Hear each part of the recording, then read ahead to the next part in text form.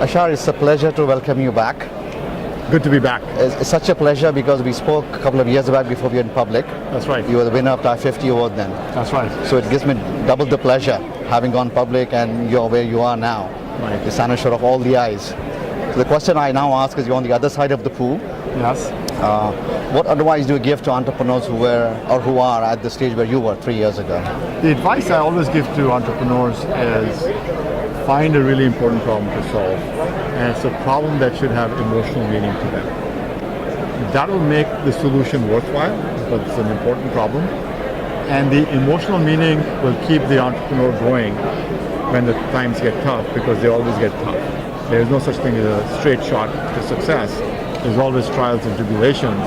So having an emotional connection to the problem you're trying to solve is an important thing, and it is a problem first, solution second approach that entrepreneurs should have. Too often entrepreneurs think about the technology first, less so about the market and the problem you're trying to solve. So I would say reverse that dynamic and be very strong and passionate about it. Security has become such a big space now. Everybody is trying to get into it, whether you like it or not. You are the pioneer in this space. How would you define, or how would you separate, if there is a, separating the chaff from the wheat, so to say? Well, I think the first comment I'll make here is that security in the 21st century is a defining problem of the 21st century. It's uniquely an information century. As the 20th century was an industrial century, the 21st century is an information century. And if the information infrastructures that civilization sits on are weak, then there's a risk to society as a whole. So it's a very important problem, and it requires a lot of rethinking of the traditional approaches of building IT infrastructures. So there's a lot of opportunity, but you have to pick the problem correctly. Don't do a me too, because that's a very difficult kind of business to go build as a young company, as an entrepreneur, and attack it with a disruptive mindset. What is not being done? What is the opportunity? What's the white space in this area? And then go after the white space, as opposed to trying to copy FireEye, for example. You talked about disruption. People always, it has become almost a generic term now, disruption. But there's also scaling disruption. How would we define when people talk about scaling disruption? So the way I would think about that is disruption is a positive thing. I think of this as creative destruction. And creative destruction is fundamentally taking things that don't work very well and replacing them with better things. So it's not so good for the incumbent, but it's really good for the market, because you're disrupting a legacy approach that is failing to deliver the value that the customers need, the solution that they expect. And if the incumbents are not geared to innovate as they should against the problem, then innovators should come in and disrupt that market, right?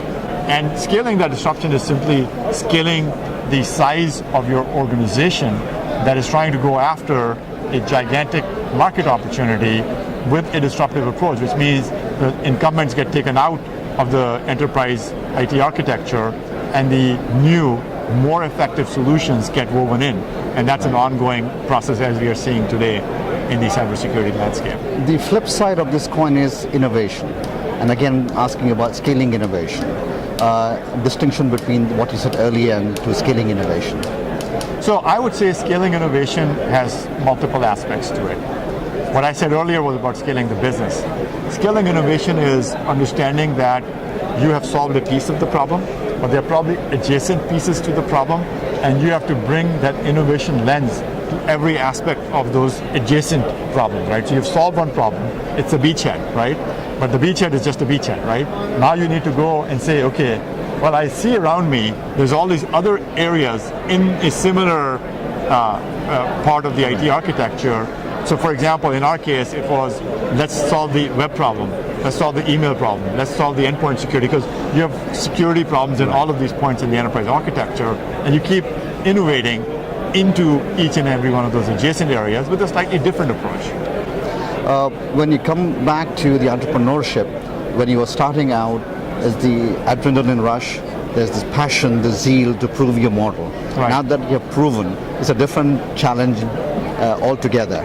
So can you contrast between the two so people can learn? I would say the adrenaline rush never really goes away. So there's no sense of complacency or, gee, let me take a breather here. I think it's all about what you just said, scaling disruption and scaling innovation. If we ever stopped doing that, we would just be like the last generation companies that forgot what their job was. They forgot that their job was to protect their customers. They thought their job was to put billboards in airports and freeways and stadiums, right? And that is really not innovation. Innovation is solving the customer's problems in the best way, in an impactful way for the customer. As a global citizen now, how has your perspective changed in terms of solving world's problem? Because not just about a company now. Well, and it is truly a global problem. The last meeting I was in Singapore, where there were multiple heads of state from different countries in Asia, and they were thinking about regional security and Asian security. And we talked to governments in the United States and Europe, and they're thinking about national cybersecurity. So it is truly a global problem with national and regional implications, and we have a lot to offer in terms of our intelligence, our insights, in terms of protecting critical infrastructures. The governments become an integral part of what you do, whether you like it or not. And then there are governments from across the world, depending on how your relationship is with each other. Right. Middle East has become a big, issue out of this, and they're trying to solve this problem. Sure. For a company like yours, how do you tackle this issue? I have a very simple approach to this. We are in the business of protecting our customers. I don't care what the flag of the attack is that is aimed at my customer's network. When the customer hires FireEye with our services, with our products, we are standing in the customer's corner. Whether it's in the Middle East, or the Far East, Europe, United States, we are a global company. And my customers have to trust that we don't have allegiance to any one flag over any other flag. Our allegiance is to defending cyberspace and our customers. Finally, a personal question. You're a busy CEO, you're chairman of the company, now you're handling as a CTO. How do you balance work life and personal life? Well, I mean, that's an interesting challenge, and one has to make sure that one does a good job. I'm not sure I've done the best possible job, to be candid here, but I try to ensure that I spend as much time with my children as I can, and I go out of my way. If I'm traveling into that part of the world, I make sure I drop in on my kids. All right. Ashar, like always, it's a pleasure. Thank you so much. Thank you so much.